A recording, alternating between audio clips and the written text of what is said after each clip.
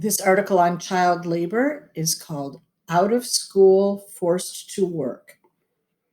With schools closed and poverty on the rise because of COVID 19, millions of kids in struggling countries, including India, are working illegally in dangerous jobs to help their families survive. What can be done? Okay, so look at this image, and the caption states Rahul, 11, collects plastic to sell to a recycler in southern India. His school has been closed since March. Before we proceed with the main text of the article, we're going to read this sidebar, what you need to know. What you need to know. Poverty is the state of not having enough money to meet basic needs. The minimum amount of income a person needs to live is called the poverty line, and it varies by country. In the US, it is about $70 a day for a family of four. The international poverty line is $1.90 a day. About 1 in 10 of the world's people live on that or less. Poverty is related to the word poor. Somebody who's poor lives in poverty. Many people experience poverty for portions of their lives. Food insecurity. A lack of dependable access to enough food, often due to a shortage of money or other resources. People facing food insecurity often make do with less nutritious food or even skip meals. Food insecurity affects about 2 billion people worldwide, including nearly 1 in 4 households this year.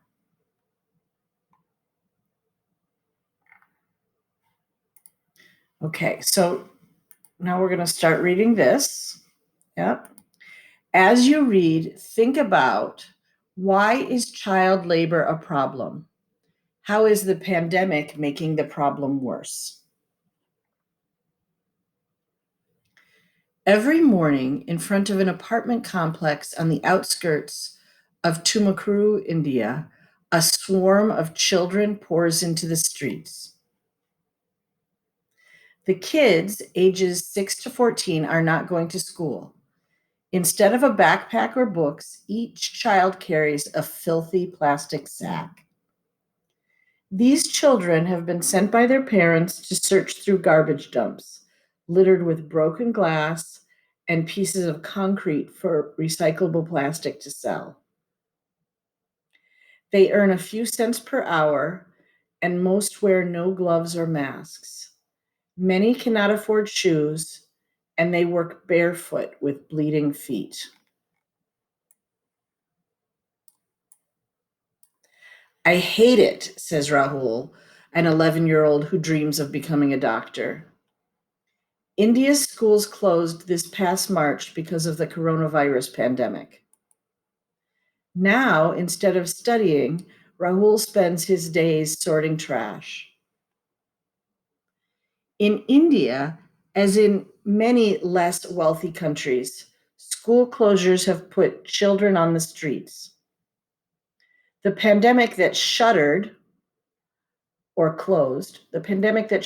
those schools has also killed more than 1.1 million people worldwide and left hundreds of millions of others unemployed.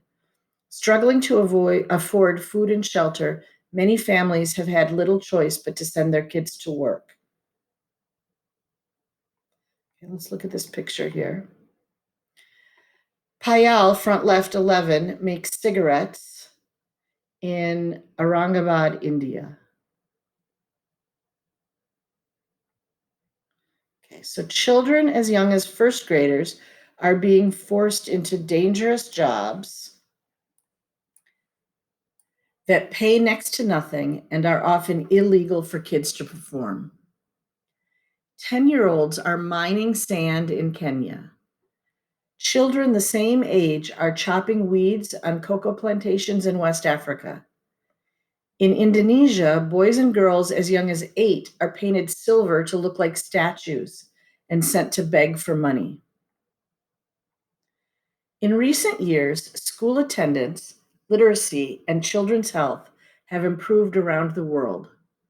Some governments have been trying to enroll more children in school and to discourage businesses from hiring kids. And aid groups have been working to improve sanitation and access to medical care in less wealthy nations.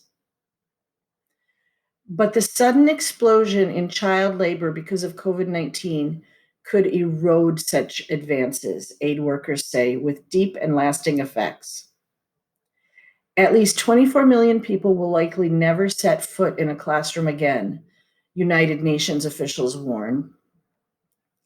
The predictions are particularly grim for India, which earlier this year saw its economy shrink faster than any other major nation. Experts warn that the pandemic could eventually push hundreds of millions of people in India into poverty. Says Cornelius Williams of UNICEF, a UN agency focused on helping children. All the gains that have been made, all this work we've been doing, will be rolled back, especially in places like India. So let's look at this other sidebar. Okay, understanding child labor.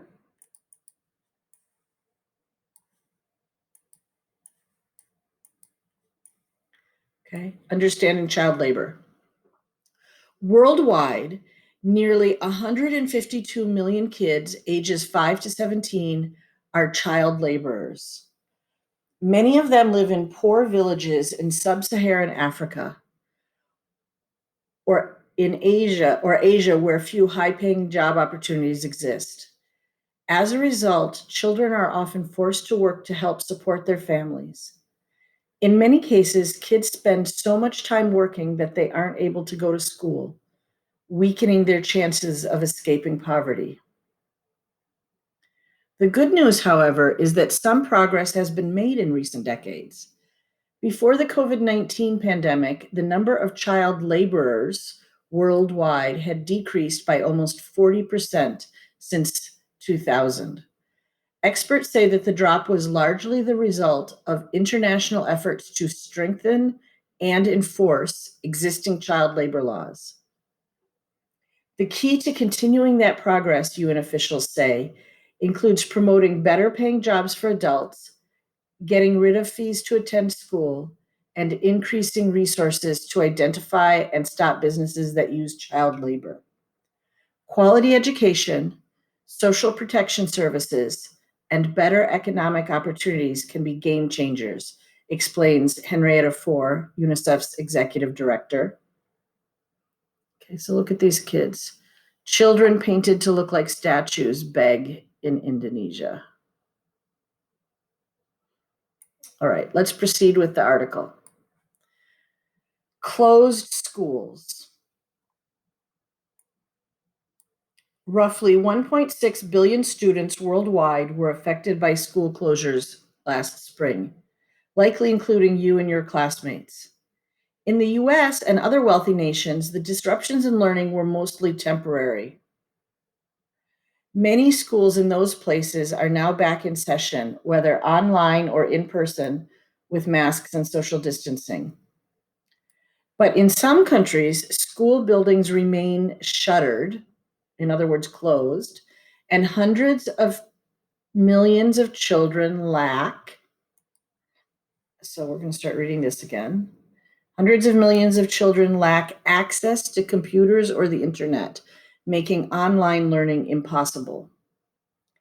In India, the government has ordered elementary and middle schools closed indefinitely. Some public school teachers there are making house calls and teaching in small groups, however.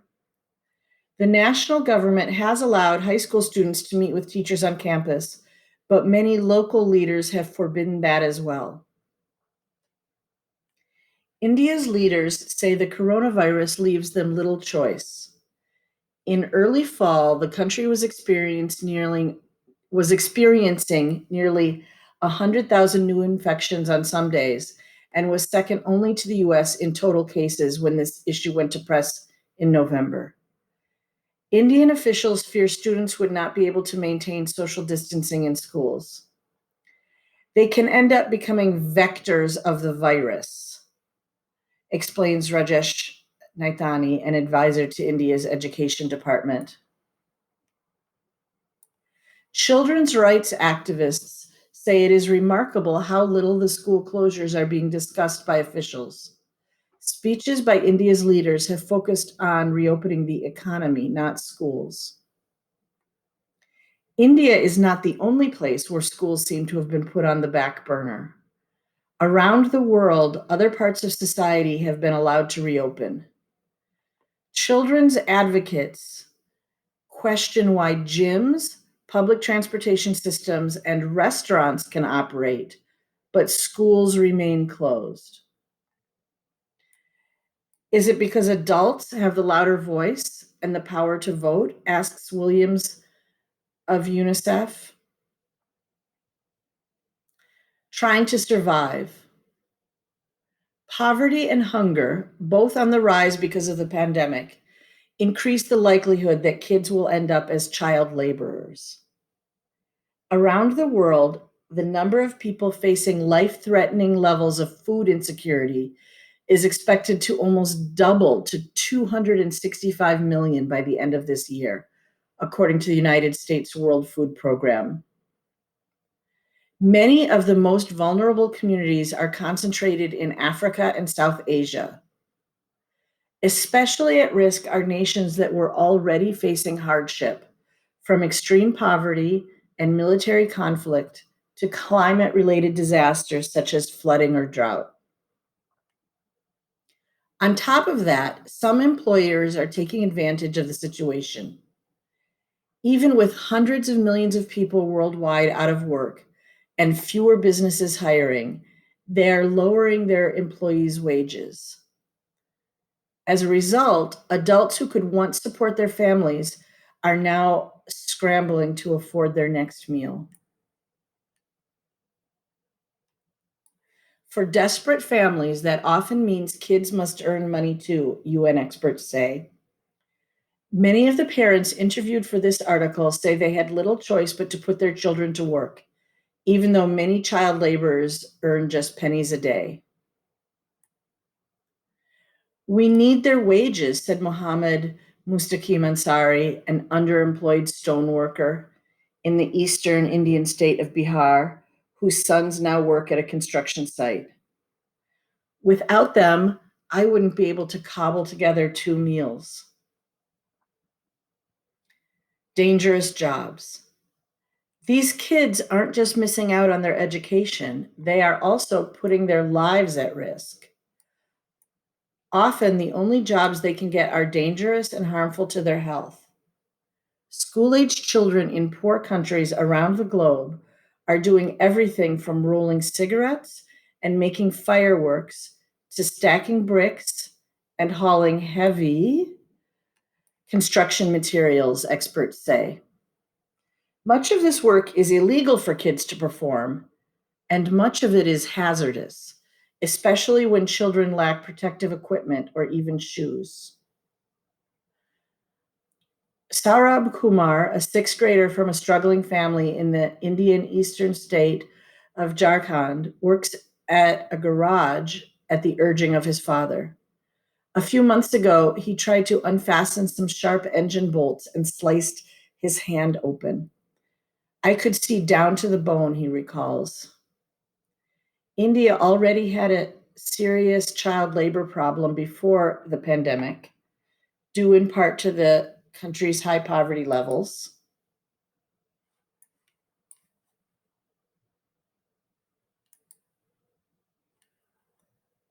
Okay, so we're now going to zoom up here. The massive population of almost 1.2 billion people and dependence on cheap labor.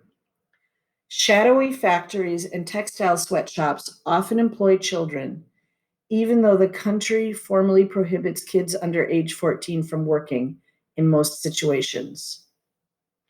In recent years, authorities had been cracking down on child labor and enrolling kids, especially girls, in schools. India had also taken steps to support its young people, including building a nationwide network of shelters that provided millions of children with food, vaccines, clothes, and some schooling.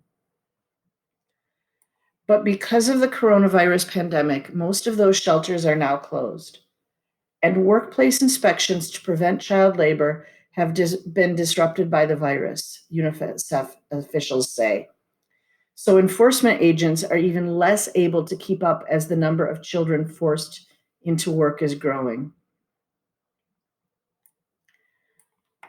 Childhoods cut short. On a construction site in Bihar, stoneworker Ansari's sons, Mumtaz 12 and Shahnawaz 10, struggle under heavy loads of gravel.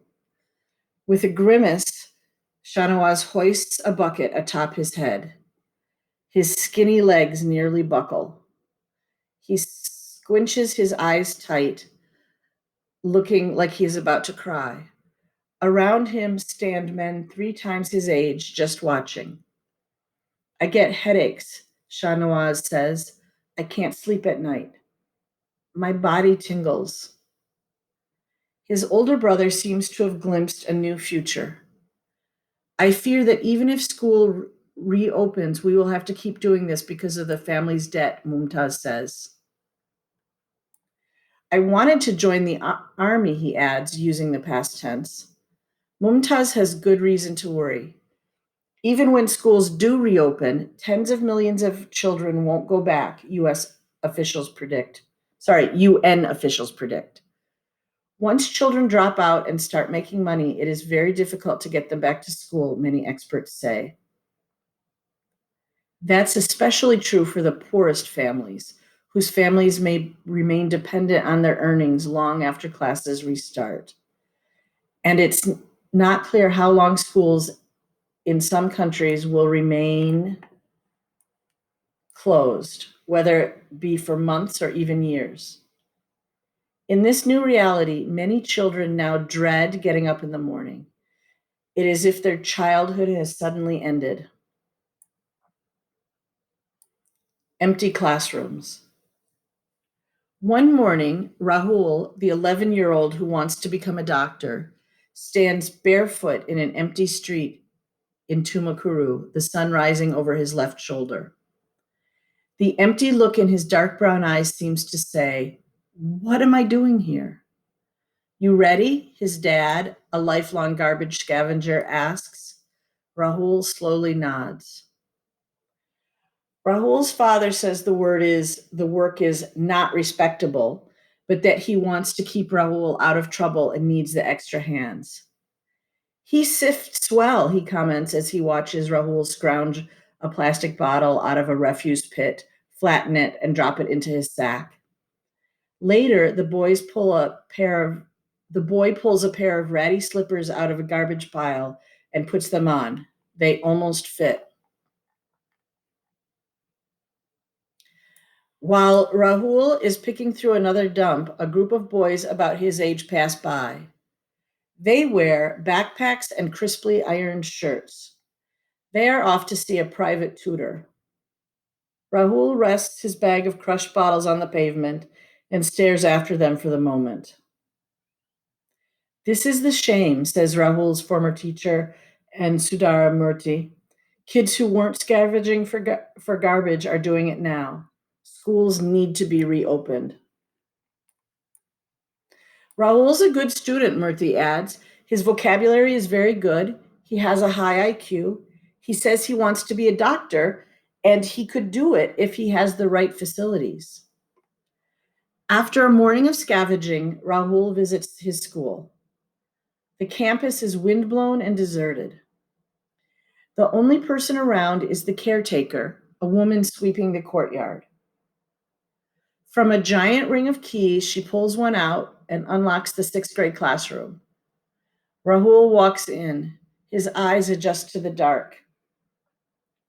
Water is pooled on the floor. A map of India, the paint chipping off, covers one wall. To another visitor, this school might seem shabby, but not to Rahul. I miss this place, he says. Okay, let's look at these pictures here. So 24 million is the number of kids worldwide who may not return to school after the pandemic. Let's zoom in and look at these pictures. A teacher gives lessons in an alley in Tumakuru, India this past fall.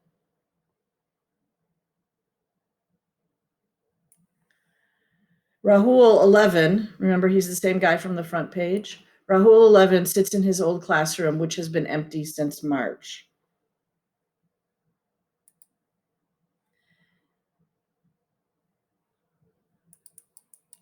How you can help.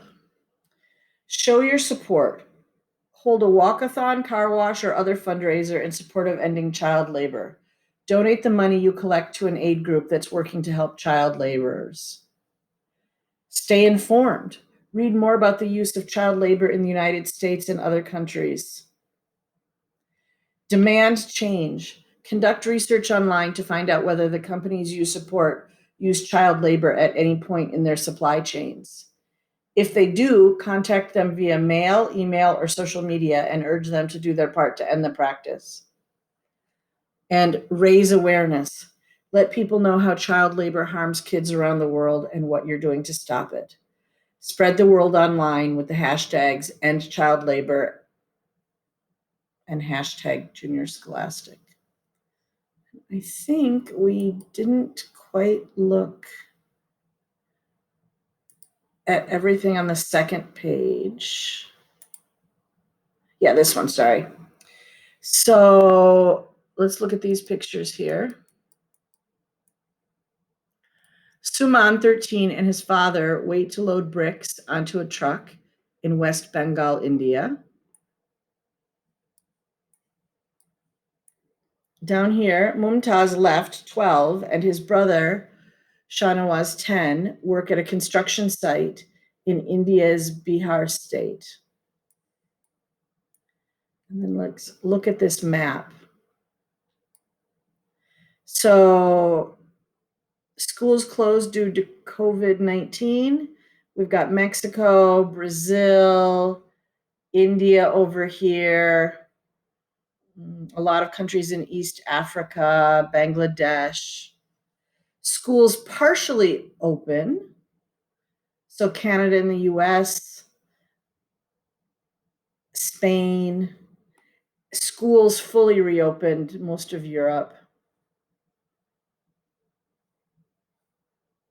Okay, so thank you for reading. This has been